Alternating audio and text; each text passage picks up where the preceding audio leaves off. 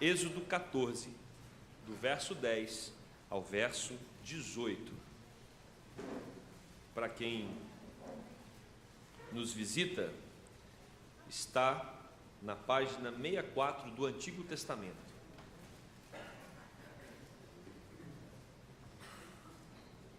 Leremos a partir do verso 10. Quero convidar os irmãos para uma leitura alternada desse texto. A partir do verso 10 diz assim: E chegando o Faraó, os filhos de Israel levantaram os olhos, e eis que os egípcios vinham atrás deles, e temeram muito. Então os filhos de Israel clamaram ao Senhor.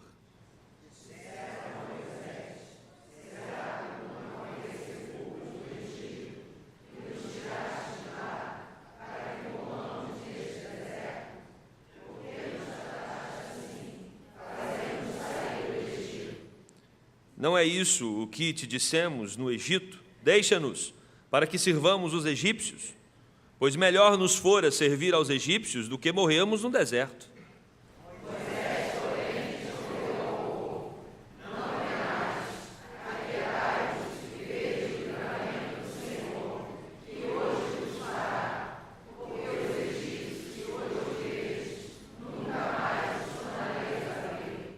O Senhor pelejará por vós, e vós vos calareis.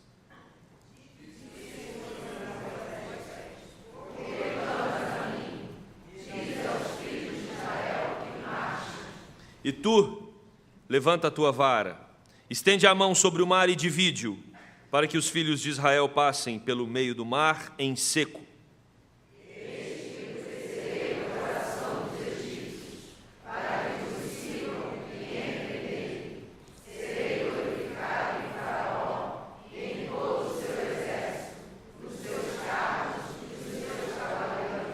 Juntos, e os egípcios saberão que eu sou o Senhor, quando for glorificado em Faraó, nos seus carros e nos seus cavalarianos. Oremos. Deus de amor, queremos ouvir a Tua voz nessa manhã, queremos ser alimentados pela Tua palavra. Isso só acontecerá com a intervenção do Teu Espírito no nosso meio, trazendo-nos à luz à mente, fazendo-nos entender os Teus decretos, fazendo-nos entender a intervenção poderosa do Senhor na vida do Teu povo quando clama por Ti. Que o Senhor, Deus, abra os nossos olhos espirituais, que o Senhor nos desperta para entendermos, para que possamos entender a Tua palavra nesse momento. Em nome de Jesus. Amém. Liberdade é uma palavra difícil de definir. E mais ainda, viver a liberdade. O que é viver a liberdade? Talvez um jovem possa entender que viver a liberdade é fazer o que bem quer, e aí se envolve com as drogas. Ele é livre, resolve usar algum tipo de droga ilícita, e de repente ele se torna um escravo daquela droga. Muitas coisas que às vezes nós achávamos que iria nos libertar, nos escravizou ao longo da nossa jornada, da nossa caminhada. A liberdade é uma palavra que os dicionários vão definir como o direito de expressar qualquer opinião, agir do jeito que você quer, ter toda a independência para tomar a sua decisão ou a sua atitude. E eu pergunto para os irmãos, nós fazemos o que nós queremos? Nós expressamos a nossa opinião toda vez? Nós somos independentes? Não existe liberdade usando esses critérios. Na verdade, se tivéssemos liberdade, não escolheríamos pagar o imposto de renda agora, não é verdade? Não nos dá o direito de escolher fazer isso ou não, e tantas outras coisas que nós somos obrigados.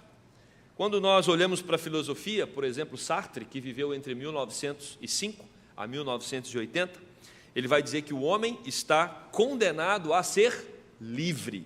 O homem está condenado a ser livre. Condenado porque ele não criou a si próprio e, no entanto, livre porque, uma vez lançado no mundo, ele é responsável. Ele é livre, ele é responsável por tudo quanto fizer. Então nós, quando temos tanto a definição dos dicionários como a definição da filosofia, vai trazer à tona que a liberdade é a gente escolher, dentre tantas opções, o que nós queremos, o que nós achamos melhor. Temos alguma liberdade, mas quando nós olhamos para a Bíblia, o que percebemos é que, na verdade, nós nascemos escravos. nascemos pecadores. Todos nós somos escravos do pecado. E a maior evidência de que nós somos escravos do pecado é a morte. A morte é o sinal claro de que não há liberdade plena para o homem, porque nenhum homem escolhe morrer ou não, todos morrem. E quando nós retornamos à palavra de Deus, nós percebemos lá no comecinho da Bíblia que Deus criou o homem para viver eternamente, para um relacionamento com Ele.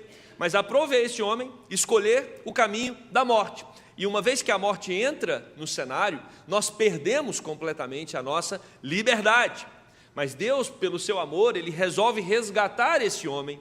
E aí Ele separa Abraão para ser o patriarca de uma grande nação.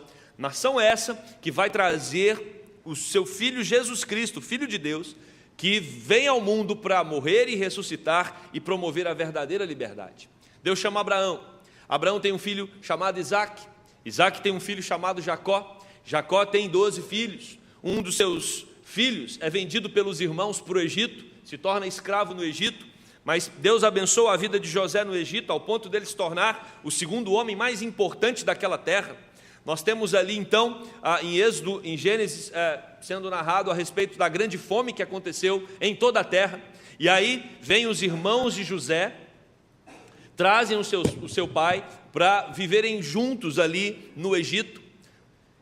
A nação cresce, se multiplica. E quando nós chegamos aqui nesse texto, já se passaram ali no Egito, o povo de Israel vivendo 430 anos. E nesses 430 anos, aqueles 12 filhos de Jacó, agora já são 600 mil homens, sem contar mulheres e crianças. Esses homens estão sob o jugo de Faraó, esses homens são escravos naquela terra estranha. E quando nós lemos no capítulo 3 de Êxodo, versículo 7, nós percebemos um clamor da nação de Israel para ser liberta daquela situação. Eles não aguentam mais a opressão, eles não aguentam mais serem colocados naquela condição de escravidão. E o texto nos informa que Deus ouviu o clamor de Israel e trouxe salvação para aquela nação, para o seu povo. Ele levantou Moisés. Moisés foi separado para ser um instrumento que iria libertar o povo. E quando nós lemos aí em Êxodo capítulo 11, a partir do capítulo 11, nós temos a instituição da Páscoa.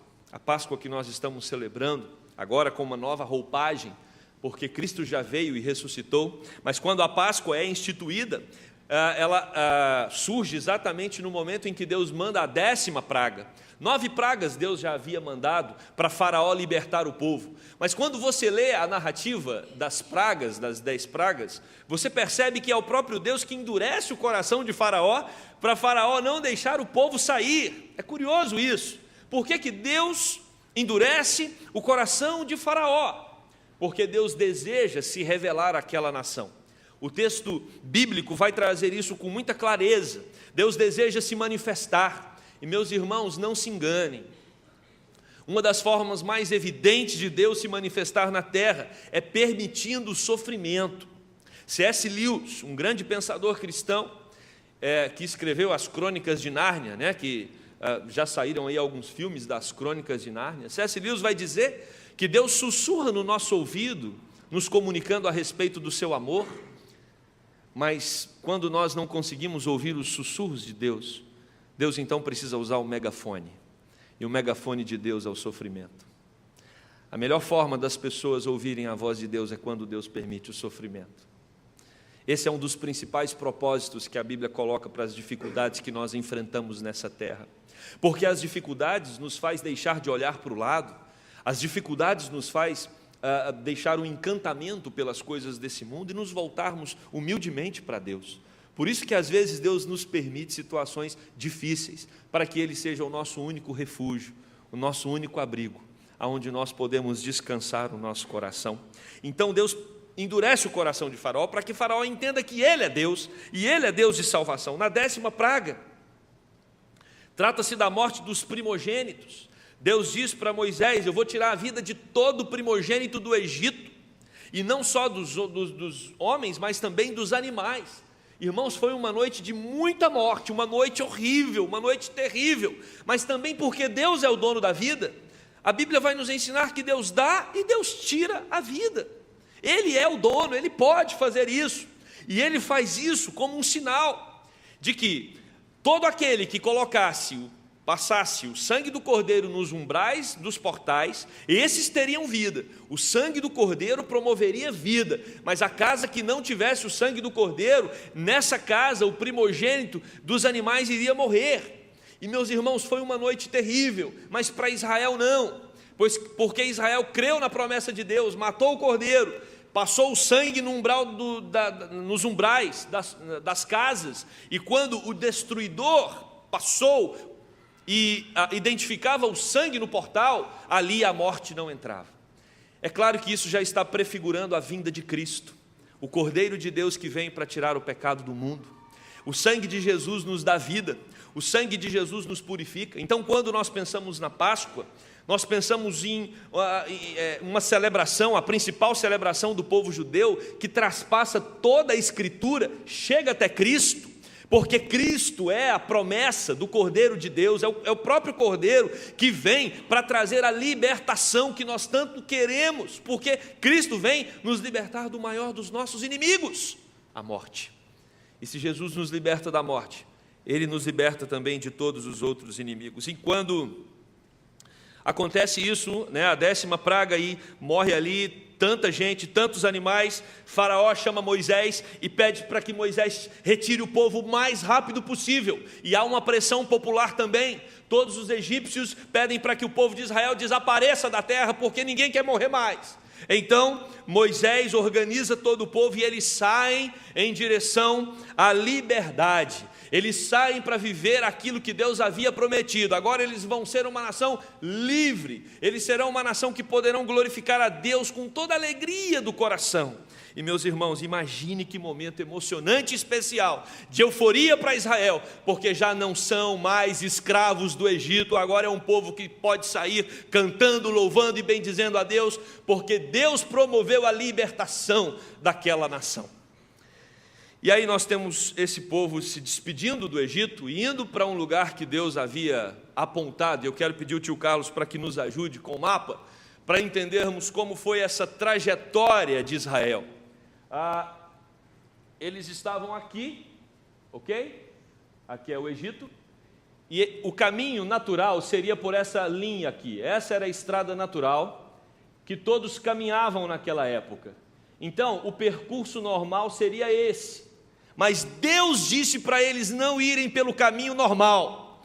Às vezes Deus já falou isso para você também, né?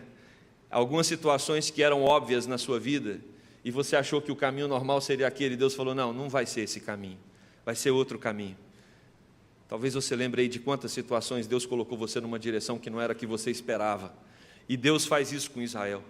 Eles não vão para o caminho normal, e Deus diz que eles não vão, por quê? Porque essa é a chamada estrada dos filisteus, e Deus sabia que ali tinham grandes e fortes exércitos, porque era a estrada principal, e para que o povo não tivesse problema de guerra, de perseguição, Deus então os faz passar por meio do deserto, e eles caminham então por essa linha vermelha aqui, ok? E eles já haviam, meus queridos, passado pelo Mar Vermelho. Aqui está o Mar Vermelho. Eles já estavam aqui, sob orientação de Deus. Deus disse, vão por esse lugar. E quando eles estavam aqui, Deus diz para Moisés, o caminho era esse, pontilhado aqui, ó, o caminho que eles achavam que Deus havia os mandado trilhar. Mas quando eles estão aqui, Deus fala para Moisés, retrocede. Imagina você, com 600 mil homens, sem contar mulheres e crianças, no meio de um deserto, e ali já é uma região pantanosa, e o povo está indo rumo à liberdade, feliz, e eles param num determinado ponto. Quando eles param naquele ponto para descansar, Deus fala, agora volta. O texto bíblico vai dizer que Deus fez isso para confundir a cabeça dos egípcios. E aí, meus irmãos, quando eu li isso na Bíblia, eu falei, bom, se Deus fez isso para confundir a cabeça dos egípcios, Deus já está mandando uma mensagem para os israelitas. Qual é? Os egípcios estão vindo atrás de vocês. Meus queridos, e esse povo então obedece a Deus, eles retrocedem. Mas é interessante que eles retrocedem para ficar aqui à margem do Mar Vermelho. E eles estão então com o Mar Vermelho diante deles. Essa região ali, esses dois pontinhos, né, eles saem de Ramessés, vão para Sucote, e ali Deus os manda retroceder. No versículo 17 do capítulo 13, Israel poderia ter ido por aquele caminho ali dos filisteus. A presença de Deus se fazia entre eles, no versículo 21 do capítulo 13, com uma nuvem durante o dia e com uma luz durante a noite para os guiar, ou seja, havia uma nuvem e uma luz para deixar claro para aquele povo que Deus estava com eles, mas agora Deus os manda retroceder. Eles obedecem, capítulo 14, do verso 1 ao 3. E Deus, diz o versículo 4 do capítulo 14, mais uma vez Deus endurece o coração de Faraó para perseguir o povo de Israel. É o próprio Deus que movimenta o coração de Israel para ir atrás do povo. E aqui, meus irmãos, nós temos uma situação desesperadora, porque Faraó se mobiliza com 600 carros de guerra em direção a Israel. E surge uma grande pergunta no texto: para que Deus os mandou retroceder? E agora que eles retrocederam, tem um mar à frente, e Deus endurece o coração de de Faraó, para que o exército egípcio venha por trás. À frente um mar, por trás um exército. O que nós podemos perceber é que esse povo está divinamente encurralado. Divinamente encurralado. E Deus é que está organizando tudo isso. É uma situação desesperadora. E eu quero trazer esse texto à tona. Eu quero que você e eu pensamos à luz desse texto, se às vezes não é assim que nós nos sentimos. Parece que na nossa vida está tudo indo tranquilo. Parece que as coisas estão dando tudo certo. Parece que a nossa vida está uma maravilha. Às vezes temos a impressão de que estamos até vivendo o céu por aqui. Nossa família está em paz, estamos empregados, não há enfermidade, tudo nos leva a festejar, a gozar o máximo possível da nossa existência, mas de repente a impressão que nós temos é que Deus desorganiza tudo. Para que Deus manda o povo retroceder? E agora? Para que Deus endurece o coração de Faraó? Manda o exército de Faraó perseguir Israel e coloca na frente de Israel um mar. A situação é desesperadora, e talvez é assim que você esteja se sentindo nessa manhã.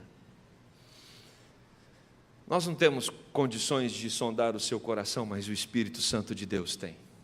Talvez você que entrou aqui hoje entrou com a mesma sensação que o povo de Israel estava ali. Você olha para frente, você tem um mar que você não tem condições de atravessá-lo. Você olha para trás, o inimigo está se aproximando, e você está divinamente encurralado. Não há para onde escapar.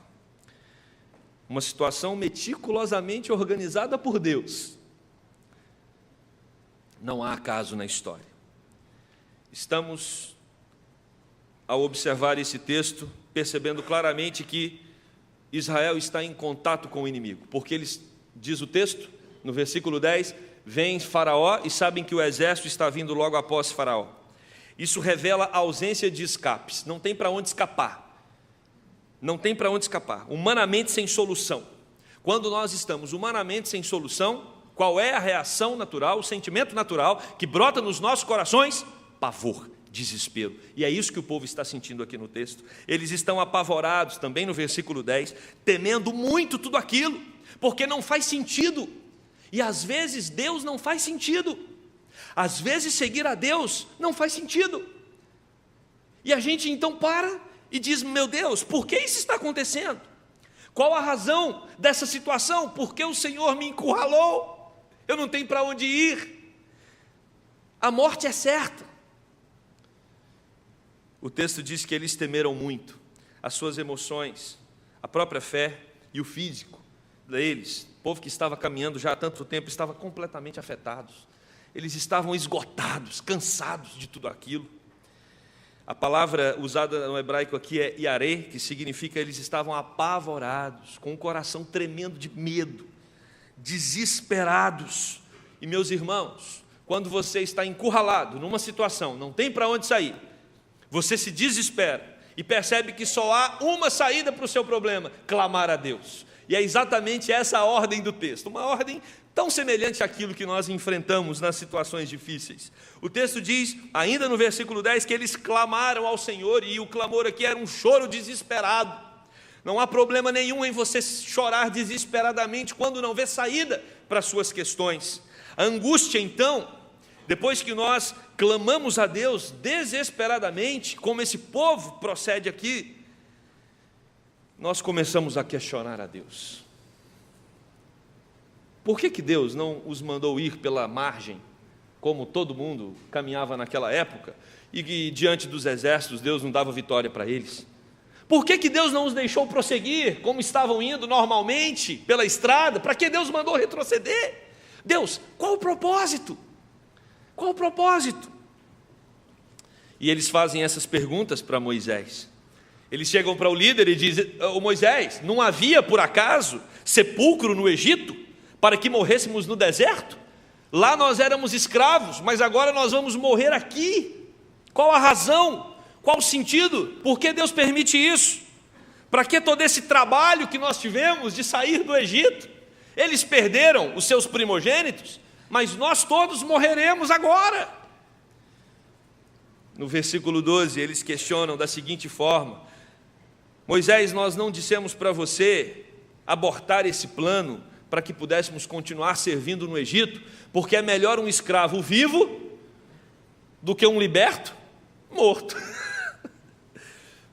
Às vezes nós fazemos essas contas para Deus.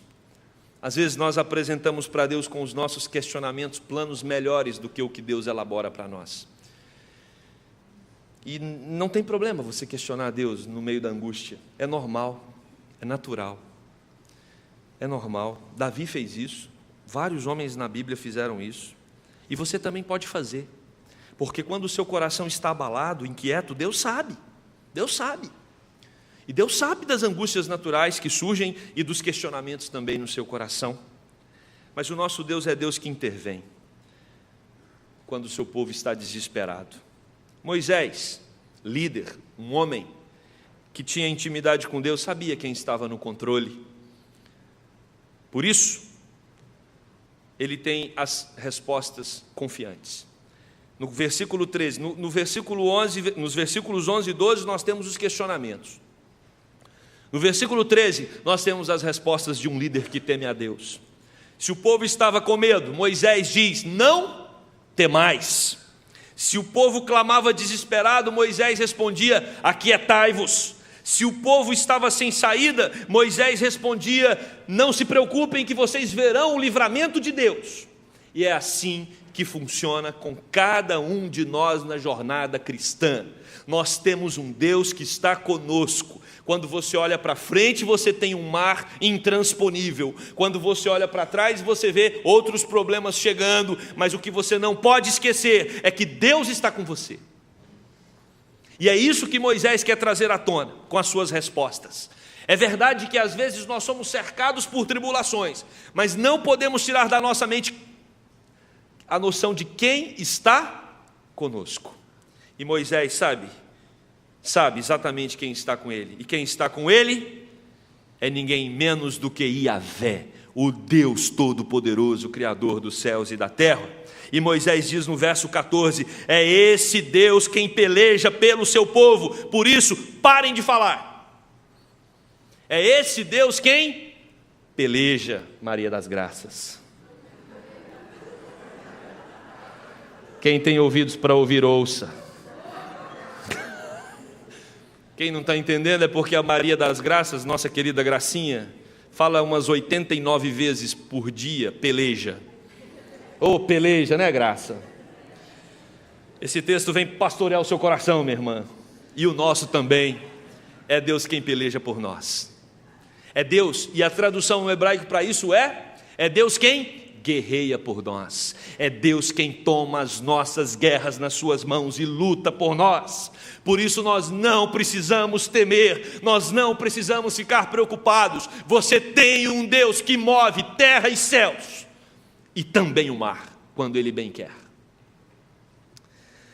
Versículo 15, Nós aprendemos que em vez de ficar às vezes questionando, murmurando, perguntando, nós devemos prosseguir na nossa jornada, porque olha só o que diz o versículo de número 15: disse o Senhor a Moisés: por que clamas a mim? Dize aos filhos de Israel que marchem. Prossigamos, meus irmãos. Eu sei que todos aqui, ou muitos pelo menos, têm tribulações, têm dificuldades e adversidades, mas saia daqui hoje, nessa manhã, disposto a continuar marchando rumo à terra prometida. Marchem, vão adiante, vão avante, porque Deus está conosco. E os que marcham, os que não param no meio do caminho, são aqueles que experimentam o milagre de Deus.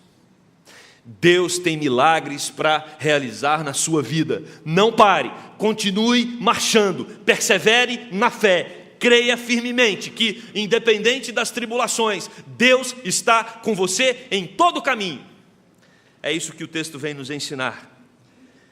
E aí, meus irmãos, Deus estabelece uma instrução para a milagrosa intervenção dele sobre a vida do seu povo.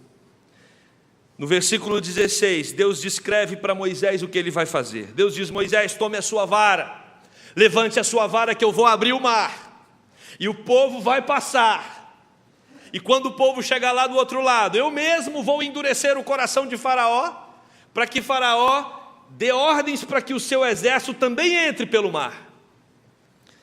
E meus irmãos, Moisés cumpriu aquilo que Deus havia dito, foi até a beira do Mar Vermelho, levantou a sua vara e o mar abriu.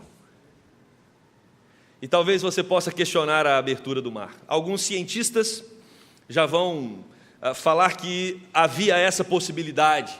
Ali é uma região de ventos fortes e esses ventos poderiam ter causado esse efeito natural. Eu acredito também, pode ser, mas para ser exatamente na hora é um milagre. E aí tem a conversa do liberal. Quem é o liberal? O teólogo liberal é o indivíduo que não acredita nos milagres da Bíblia. E aí um senhorzinho liberal, sentado no banco da praça, com um seminarista empolgado, porque todo seminarista é empolgado, né? Assim, fica feliz quando descobre as coisas da palavra de Deus, né? Estudioso ávido. E estava ali o teólogo liberal, que não acredita em milagre nenhum na Bíblia, e o seminarista, que crê no poder e na intervenção de Deus. E o teólogo liberal diz para o seminarista: meu filho, não creia que Deus abriu o mar como o texto fala. Isso é só uma figura de linguagem. Na verdade, ali é uma região muito rasa, 10 centímetros de água. O povo passou andando tranquilamente, meu filho. Ali é uma região pantanosa, e é mesmo, né? Ali é uma região pantanosa, mas havia um mar ali. Mas era de 10 centímetros, o povo passou tranquilo, não teve essa manifestação de água de um lado e de outro. É só um mito bíblico. O seminarista ficou triste por um momento, desanimado, e de repente ele deu um grito de aleluia, glória a Deus. E o teólogo liberal olhou e disse: meu filho, o que foi? Ele falou: só Deus para fazer esse milagre. Que milagre? De matar um exército inteiro com 10 centímetros de água.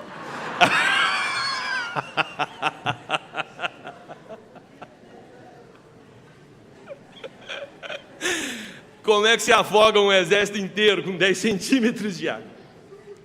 O milagre, ele acontece. E Deus quer realizar milagres na sua vida. E é impressionante, que me chama a atenção nesse texto, é que o milagre é completo. Israel tinha 2 problemas. Um problema era o mar intransponível, o outro problema era o exército. E Deus, quando resolve o nosso problema, Ele resolve por completo. Você não vê nenhuma cura que Jesus faz pela metade. Jesus vem para solucionar todo o nosso problema. E Ele começa do maior, Ele começa da morte. E uma vez que ele soluciona o problema da morte, Ele dá para mim e para você confiança de que todos os outros problemas menores Ele também está no controle. Deus abre o mar, mas Deus também faz com que o exército inimigo sucumba. Quando Israel chega do outro lado, ele não tem nem mais o mar intransponível e ele não tem nem mais um exército lhe perseguindo, porque Deus resolveu os 2 problemas com um ato só. Quando Ele endurece o coração de Faraó para que o exército entre, e quando o exército entra, o texto diz que as rodas dos carros começam a quebrar, e aí o mar se fecha e Deus extermina a vida de todos aqueles soldados que estavam perseguindo o povo de Israel. Deus traz para a minha e para a sua vida a restauração completa. O milagre é completo. E a pergunta é: por que Deus permitiu tudo isso? O texto vai nos responder no versículo 18. Vamos ler juntos o versículo de número 18. E os egípcios saberão que eu sou o Senhor, quando for glorificado em Faraó, nos seus carros e nos seus cavalarianos. Deus permitiu isso para que o nome dele fosse glorificado. Se nós estamos aqui hoje celebrando a Páscoa, se estamos aqui hoje certos de que Deus nos dá vitória, é porque um dia Deus abriu o mar e permitiu que o seu povo passasse, porque esse é o nosso Deus, e nós o glorificamos nessa manhã por isso. É Deus que muda qualquer situação, é Deus que faz milagres, é Deus que reverte o nosso quadro, é Deus de cura, é Deus que transforma vidas, é Deus que quebranta corações, é Deus que nos dá esperança. A Ele seja toda honra, toda glória e toda adoração. Essa é a razão do texto, essa é a razão da Bíblia, essa é a razão da existência dessa igreja: glorificar o nome de Deus, porque Ele é grande, Ele é poderoso, Ele é Senhor e Ele é Salvador. Páscoa significa isso. Ele veio nos libertar, nos salvar, nos dar esperança, e nada pode tirar essa esperança dos nossos corações, nem o mar, nem o inimigo. John Piper vai dizer que Deus levantou o Faraó para manifestar o seu poder e glorificar o seu nome. Deus venceu o Faraó no Mar Vermelho para manifestar a sua glória. Deus manteve Israel no deserto para a glória do seu nome. E é exatamente isso que aquele povo experimenta: o livramento de Deus. E eles então adoram e louvam o nome do Senhor quando eles estão do outro lado do mar. Glorifique o Senhor, porque Ele já tem feito grandes coisas na sua vida. E se você entrou aqui com um problema hoje, não tema, marche firme, na certeza de que Deus está com você. Quero concluir esse sermão voltando à frase de Sartre. Quando Sartre diz que o homem está condenado a ser livre. Não, o homem não está condenado a ser livre, o homem está condenado a ser condenado. O homem já nasceu condenado por causa do pecado e da morte. Ele está entre o inimigo, que vem de trás, e o mar profundo à sua frente. E quando você tem um inimigo se aproximando e um mar intransponível à frente, só lhe resta uma coisa: a morte. O homem está condenado à morte, a não ser que haja uma intervenção do céu. Páscoa significa: houve uma intervenção do céu. Uma intervenção do céu naquela situação, uma intervenção do céu na nossa vida por meio de Jesus Cristo, nosso Salvador. Deus interviu. Quando formos celebrar as nossas festividades no próximo final de semana, lembre-se, nós cremos no Deus que intervém e transforma toda a realidade. O Deus que intervém para nos libertar. Quando Cristo vem, Ele abre o caminho para que o povo agora corra para os braços de Deus. Quando Moisés recebe a ordenação de Deus para levantar a vara e abrir o mar, pelo poder de Deus, isso simboliza que Jesus Cristo, quando vem, Ele abre o caminho para que nós também possamos ter acesso à presença de Deus e chamá-lo de Pai. Esse é o sentido da Páscoa. Cristo nos liberta da escravidão, do pecado e da morte. Somente em Cristo nós temos a verdadeira liberdade. E que nessa Páscoa nós possamos celebrar a liberdade que Cristo nos dá. Por isso, que Deus te abençoe e tenham todos uma feliz Páscoa. Amém? Vamos orar. Deus bendito, obrigado por esse texto. Um texto que revela que o Senhor governa soberanamente. O coração do faraó estava no teu controle. A trajetória do povo de Israel pelo deserto estava no teu controle. Quando o Senhor os manda retroceder e permite que eles fiquem encurralados entre o exército e o mar, o Senhor estava no controle. Quando eles se desesperam, acreditando que vão morrer ali todos, o Senhor estava no controle. E o Senhor revela o teu poder abrindo o mar e permitindo com que o seu povo receba o livramento, a liberdade que só o Senhor pode proporcionar. E aqui estamos nós, Deus, alguns se sentindo encurralados, olhando para um lado, tendo uma lista de dificuldades, olhando para o outro, uma outra lista. Mas Deus, que o Senhor nos ajude a não só olhar para o lado, mas olhar para aquele que está conosco, porque é o Deus que abre o mar, é o Deus que destrói o exército para nos libertar. Ó Deus, que nós possamos aumentar a nossa confiança em Ti, que nós possamos descansar os nossos corações no Teu governo. Às vezes nos preocupamos tanto, Deus, com a situação do nosso país, econômica, com a violência. Às vezes nos preocupamos, Deus, com a segurança, tantos detalhes que podem nos apavorar. Nos ajude a entender que o Senhor está conosco, em todo lugar e em qualquer situação. Porque isso é Páscoa, a certeza que nós temos de que o Senhor intervém nas nossas vidas para trazer livramento, a partir de Cristo, da sua morte e ressurreição, para nos trazer a esperança eterna e também em todas as demais áreas da nossa vida. Oramos assim no nome de Jesus. Amém.